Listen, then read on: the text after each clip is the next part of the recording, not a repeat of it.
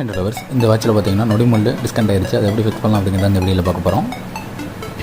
It's okay. I'm a watch mechanic. இதெல்லாம் ரொம்ப சர்வ சாதாரணமான விஷயம்.